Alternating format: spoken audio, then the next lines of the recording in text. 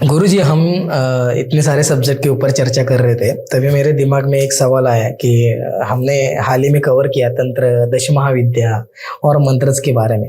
तो आप थोड़ा सा तंत्र मतलब क्या है, मंत्रा मतलब क्या है और दश महाविद्या मतलब क्या है, और थोड़ा सा आप उसके बारे में भी थोड़ा सा बता दीजिए। पहली बात तो आपको मैं एक चीज बताऊं कि तंत्र के विषय में जानना है, आपने क्या सुना है, क्योंकि आपको आंसर वही चाहिए जो आपने सुना है। राइट राइट, है ना। तो आपने क्या सुना है ये बताओ। मैंने तंत्रज के बारे में यही सुना है कि तंत्रा मतलब आकृतिज होती है, मंत्रा मतलब मंत्र जाप रहता है, यही। और तंत्र में क्या ऐसा होता है कि सपोज किसी के ऊपर कुछ किया है तो तंत्र से निकल जाता है वो चीजें। अब देखिए, पहले जैसे तांत्रिक नहीं रहे, पहले जैसे ये तो मानता हूं मैं।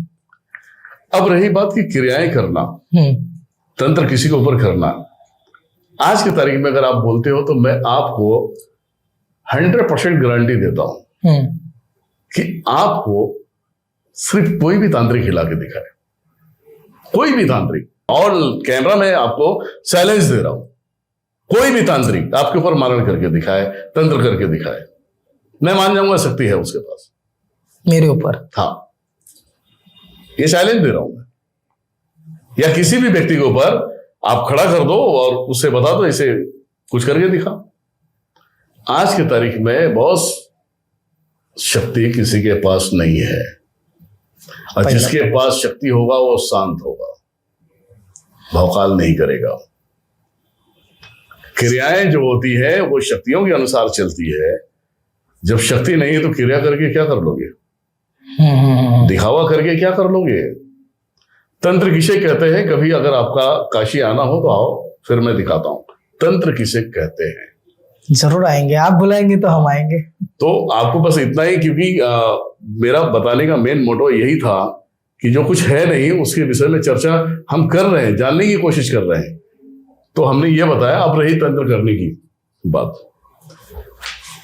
आजकल के तांत्रिक किसी भी प्राणी पे तंत्र नहीं कर सकते। कारण क्या है, उसके घर के कुलदेवी और पितरों को बांधना होगा। जिस व्यक्ति के ऊपर आप क्रियाएं कर रहे हो, घर के कुल देवी और पितरों को बंधन में लेना होगा।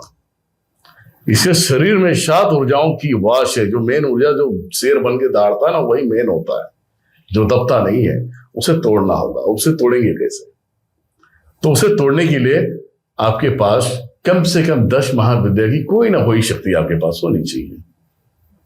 जब तक वो नहीं है, जब तक आप तंत्र क्रिया नहीं कर सकते। ये ऑन कैमरा मैं बता रहा हूं, और कोई है तो प्रूफ करके दे दे।